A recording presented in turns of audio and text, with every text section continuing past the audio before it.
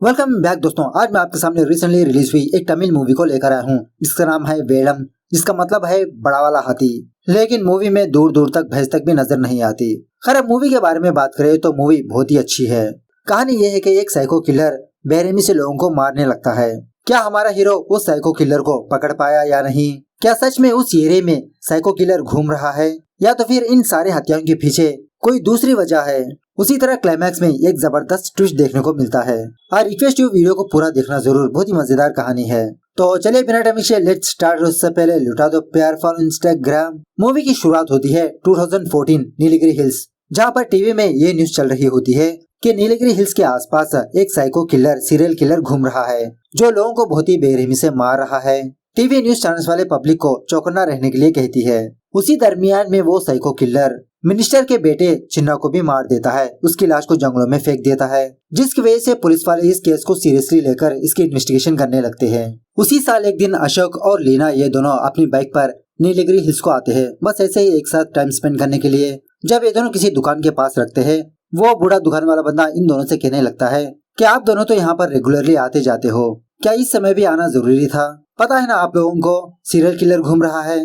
मतलब इस तरह से वार्न करने लगता है। लेकिन अशोक और लीना ये दोनों एक हिल टॉप पे जाकर बैठे रहते हैं और दिखने में ऐसा लगता है कि यहाँ पर लीना थोड़ी मायूस होती है।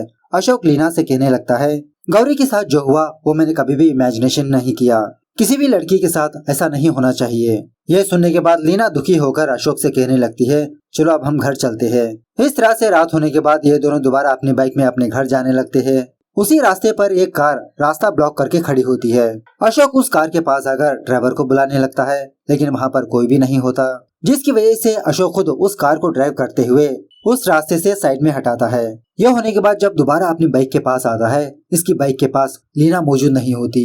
अशोक जोर जोर से लीना को बुलाने लगता है, ढूंढने लगता है, लेकिन तभी एक मास्क वाला बंदा अशोक के मुंह को कपड़ा ढक के यह कहने लगता है कि अगर जिंदा रहना चाहते हो तो चुप रहो। ऐसा कहते हुए अशोक को मार पीट के वहाँ से भाग जाता है। उसके बाद सीन प्रेजेंट डे पर शिफ्ट होता है, मतलब 5 साल बाद कोयम्बतूर, जहाँ पर अशोक किसी कॉल सेंटर में काम करता रहता है एज ए सीनियर की तरह। हर रोज अपनी ड्यूटी खत्म करने के बाद अशोक अपने ऑफिस में बैठकर ही सारे कस्टमर्स के कॉल रिकॉर्ड्स को सुनने लगता है और उस दिन की आवाज से मैच करने लगता है जिसने अशोक को ये कहा था कि अगर जिंदा रहना चाहते हो तो चुप रहो। मतलब 5 साल से अशोक उसी बंदे को ढूंढ रहा है।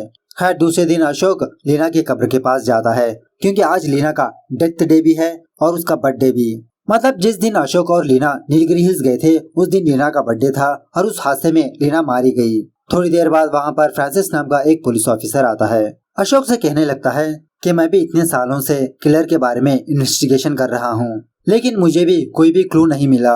अशोक, तुम जब जब मेरे घर आ सकते हो। अशोक कहने लगता है, नहीं फ्रांसिस, उस घर में लीना रहती थी, अगर वहाँ पर आया तो मुझे लीना की यादें सताएंगी।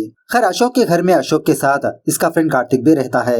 एक दिन कार्तिक अपनी गर्लफ्रेंड दिव्या और उसकी फ्रेंड प्रीति के साथ अशोक के घर आता है। मतलब इन दोनों को यहाँ पर कुछ काम होता है, थोड़े दिन रहने के लिए आते हैं। कार्तिक अशोक से रिक्वेस्ट करने पर अशोक यहाँ पर रहने की परमिशन देता है। उसके बाद अशोक एक प्राइवेट डिटेक्टिव से जा मिलता है। वो डिटेक्टिव अशोक से कहने लगता है, 5 साल से हम लोग लीना के मर्डर को ढूंढ रहे हैं, लेकिन अब मुझे तो भरोसा ही उड़ गया। आज के बाद से मैं इस केस की इन्वेस्टिगेशन नहीं करूंगा। अशोक उस डिटेक्टिव से पूछने लगता है कि आप एक बार दोबारा मुझसे उस सीरियल किलर के बारे में डिटेल्स बता सकते हो?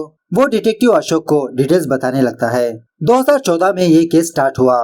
पहले विक्टिम का नाम है गौरी। सीरियल किलर ने गौरी को ब्रूटली रेप करके उसकी हत्या कर दी और उसके हाथ पर एक्स का निशान छोड़ गया। उसी साल मिनिस्टर के बेटे चिन्ना की भी हत्या हुई। किलर ने चिन्ना के सर पे बार बार वार करके उसकी हत्या कर दी, उसके हाथ पर भी एक्स का निशान छोड़ गया। मर्डर होने के 48 घंटों के बाद पुलिस वालों को चिन्ना की लाश मिली, तब जाके पुलिस वाले उस सीरियल किलर को ढूंढना शुरू किया। Victim number 3। उसी साल अशोक और लीना नीलगिरी हिल्स गए थे। इत्तेफाक से सीरियल किलर ने उसी पैटर्न में लीना को मार दिया। आइन टाइम पर वहाँ पर फ्रांसिस पहुँचने पर अशोक की जान बच गई। Victim number 4। नीलगिरी हिल्स में ही किसी मार्केट में एक बंदे की लाश पाई गई। पुलिस वालों को इस बंदे के बारे में कुछ भी पता नहीं चला और किसी ने भी इस डेड बॉडी की शिनाख्त नहीं की, इसीलिए पुलिस वाले इस डेड बॉडी को अनआइडेंटिफाइड डेड बॉडी के नीचे करार दिया। इस तरह से एक प्राइवेट डिटेक्टिव अशोक को सारे केस के डिटेल्स बताने लगता है। खैर, उसी रात अशोक अपने फ्रेंड्स को पिकअप करने के लिए किसी मॉल के पास जाता है। इसी दरमियान में 2 बाइक वाले बंदे प्रीति को डांटने लगते हैं। मतलब वो बिना देखे रोड क्रॉस कर रही थी। फौरन अशोक अपनी कार से उन बंदों को चेस करके उनमें से एक बंदे को पकड़ के मार पीट के ये कहने के लिए कहता है कि जिंदा रहना चाहते हो तो चुप रहो। वो बंदा उसी तरह से कहने लगता है। यह सुनने के बाद अशोक समझ लेता है कि ये बंदा वो किलर नहीं है।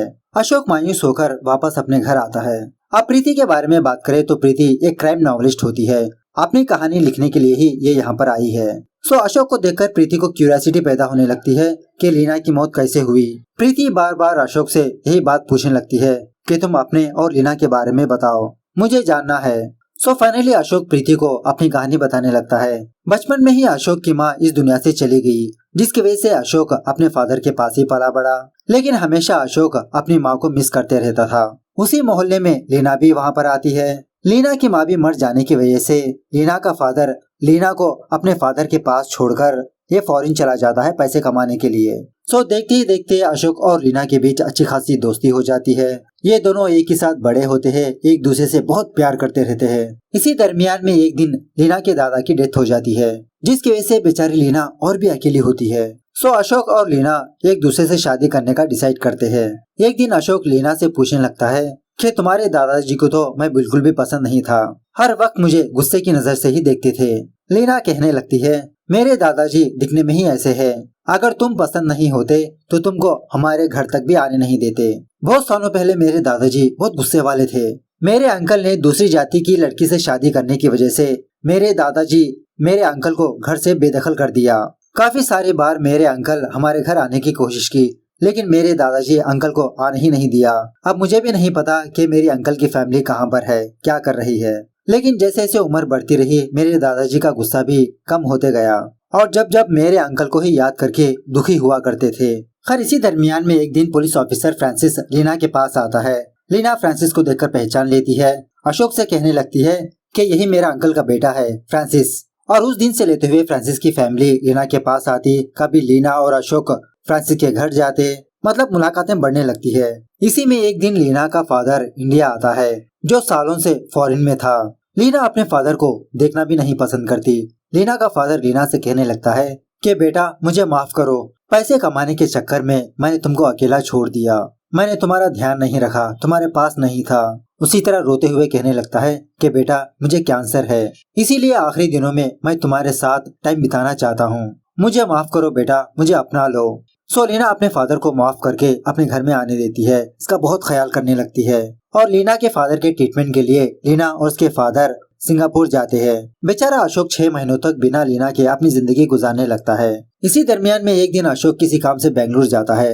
लीना अशोक को सरप्राइज देने के लिए अशोक को बिना बताए अशोक के घर आती है। लेकिन लीना अशोक के घर में गौरी की लाश देखती है। गौरी अशोक की काम वाली लड़की। केस की इन्वेस्टिगेशन करने पर फ्रांसिस अशोक से कहने लगता है कि ये काम सीरियल किलर का है। गौरी के मरने के बाद लीना गौरी को ही याद करते हुए बहुत दुखी होने लगती है, मतलब इस सदमे से बाहर ही नहीं आ पाती। इसी में लीना का बर्थडे आने पर अशोक लीना को नीलगिरी हिल्स ले जाता है, मतलब थोड़ा एटमॉस्फेयर चेंजिंग के लिए। लेकिन जब ये दोनों वापस आ रहे थे वही सीरियल किलर इन दोनों पर अटैक किया। एक्चुअली उस दिन 2 लोग थे, एक बंदा लीना को ले गया और दूसरा बंदा अशोक के फेस को कपड़े से ढककर उसे ये कहा कि जिंदा रहना चाहते हो तो चुप रहो। इस तरह से मार पीट कर वहाँ से भाग जाता है। लेकिन अशोक हार ना मानते हुए उसी जंगलों में लीना की तलाश करने लगता है। उसी जंगल में वो सीरियल किलर लीना को मारने की कोशिश करते रहता है। अशोक किसी भी तरह करके लीना को फाइंड आउट कर लेता है। यहाँ पर इन तीनों के बीच एक जबरदस्त फाइट होती है, लेकिन इसी हाथापाई के दौरान वो दोनों लीना को मार देते हैं।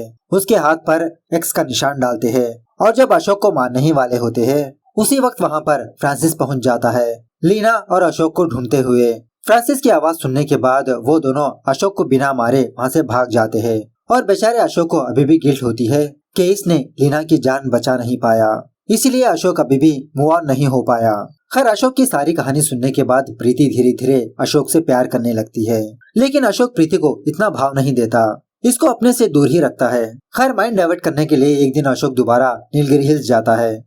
जब किसी दुकान के पास आकर सिगरेट पी रहा होता है, उसी दुकान के पास एक गूंगा बंदा आता है। ये बंदा अशोक को देखकर डरने घबराने लगता है और 1 सेकंड भी वहाँ पर ना रुकते हुए फौरन अपने घर चला जाता है। अशोक इस बंदे को देखकर शक करने लगता है कि ये बंदा मुझे देखकर क्यों डर रहा है और उस दिन को याद करने लगता है कि उस दिन एक्चुअली 2 लोग थे और उस दिन उन दोनों में से सिर्फ एक ही बंदा बात कर रहा था, दूसरा बंदा नहीं। क्या वो दूसरा बंदा गूंगा था? वही गूंगा बंदा क्या ये बंदा है? ऐसा सोचते हुए अशोक इस गूंगे बंदे को फॉलो करने लगता है इसके घर तक। जब अशोक उस घर में जाता है, दो बंदे अशोक पर अटैक करते हैं, उसको मारने पीटने लगते हैं। उनमें से एक बंदा अशोक से कहने लगता है कि तुमको तो उसी दिन मार देना चाहिए था, तुमको ना मारकर मैंने बहुत बड़ी गलती की। ये सुनने के बाद अशोक को कंफर्म हो जाता है कि उस दिन इन्हीं दोनों ने अशोक और लीना पर अटैक किया। गुस्से में आकर अशोक उस गूंगे बंदे को मार देता है और जब दूसरे बंदे को मारने ही वाला होता है, वो बंदा अशोक से कहने लगता है कि जैसा तुम समझ रहे हो हम सीरियल किलर्स नहीं है। उस दिन क्राइम सीन पर तीसरा बंदा भी था, उसका नाम था काशी। काशी ने ही हम दोनों को पैसे देकर लीना को मारने के लिए कहा, इसीलिए हम दोनों ने तुम दोनों पर अटैक किया, लीना को मार दिया। एक्चुअली काशी एक कॉन्ट्रैक्ट किलर है।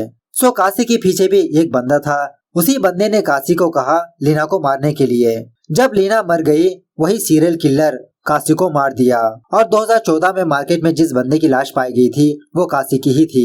पुलिस हम पर शक न करे इसीलिए हमने लीना को भी सीरियल किलर जैसा मारा।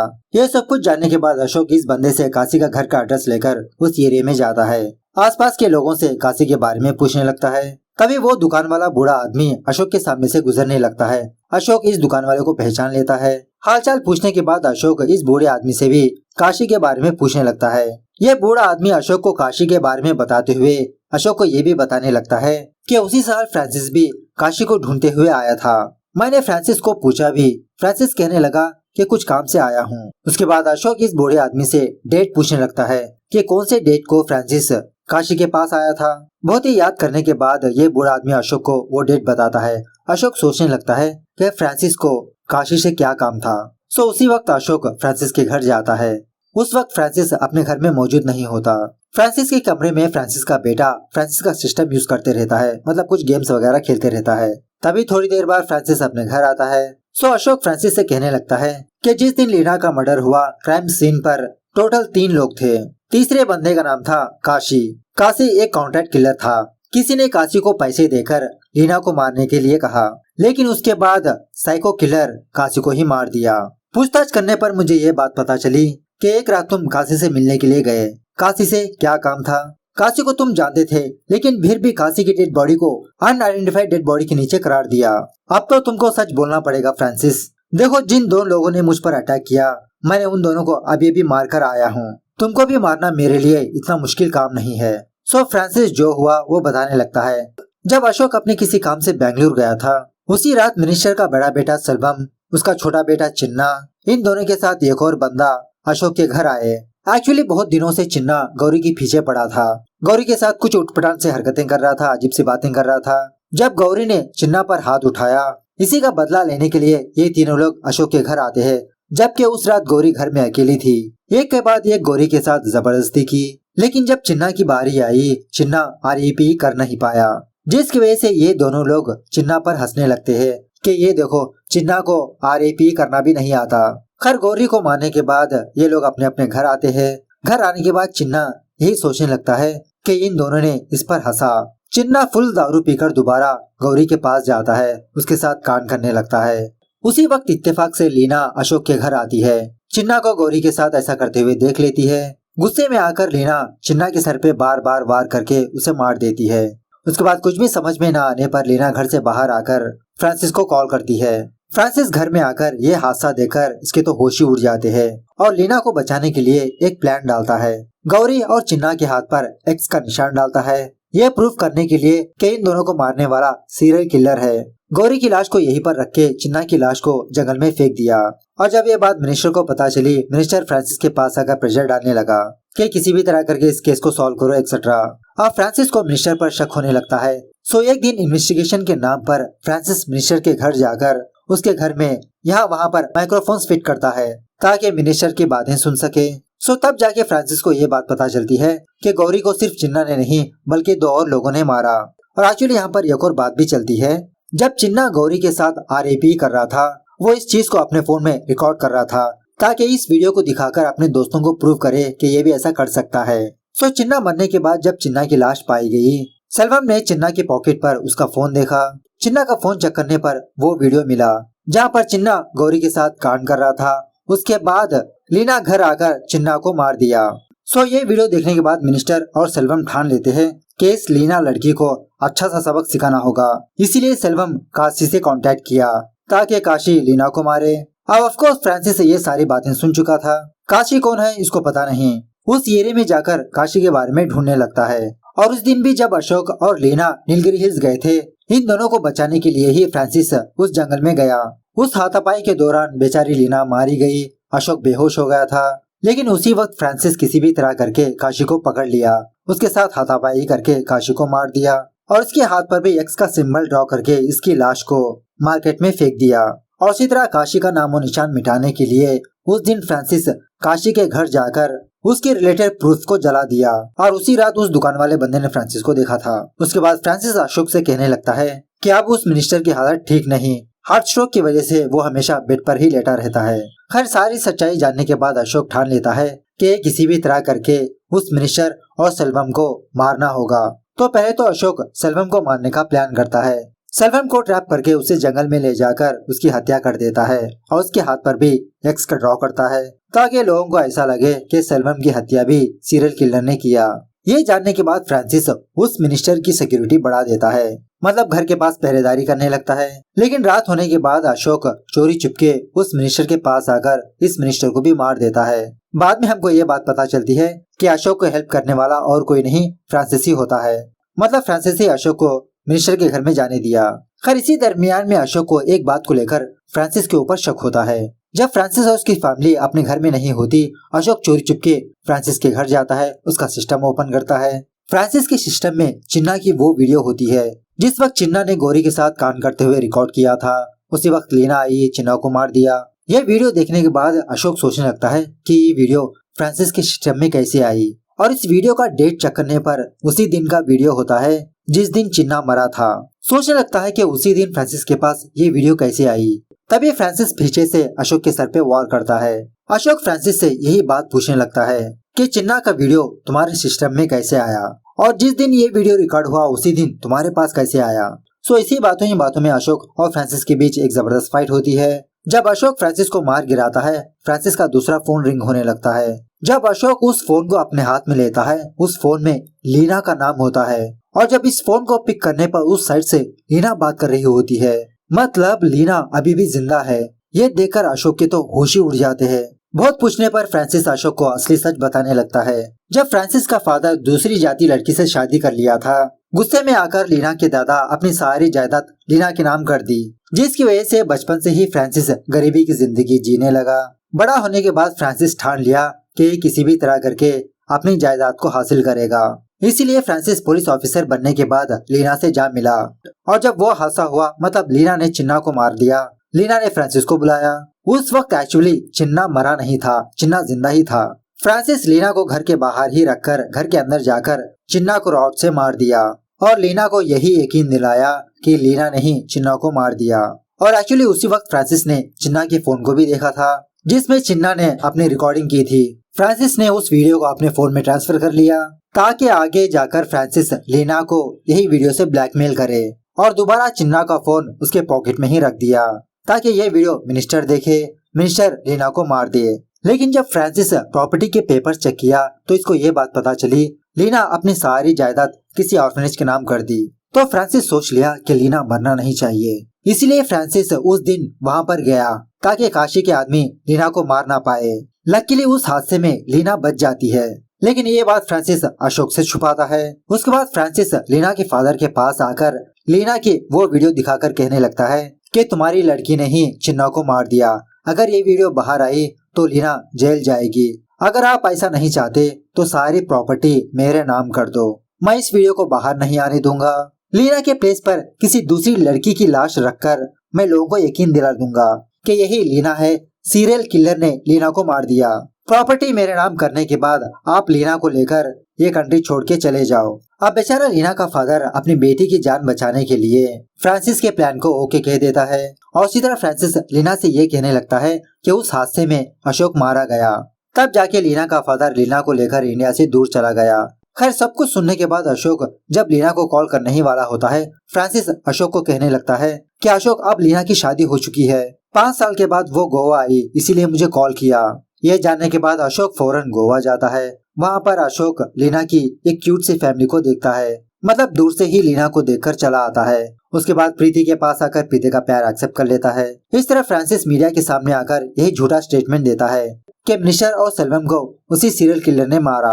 इसके कुछ दिनों बाद जब एक दिन फ्रांसिस जॉगिंग करने के लिए कहीं पर जाता है, अशोक अपने फेस पर मास्क पहनकर फ्रांसिस को मार देता है और फ्रांसिस के हाथ पर भी एक्स का सिंबल ड्रॉ करता है ताकि लोगों को ऐसा लगे फ्रांसिस की हत्या भी उसी सीरियल किलर ने की। मतलब फ्रांसिस ने अशोक से लीना को दूर किया, इसीलिए अशोक इसका बदला ले लिया। इस तरह से ये मूवी यहाँ पर दी एंड होती है। तो मूवी कैसे लगी कमेंट करके बताना जरूर। मिलते हैं अगले वीडियो में, तब तक take care, bye bye, see you soon.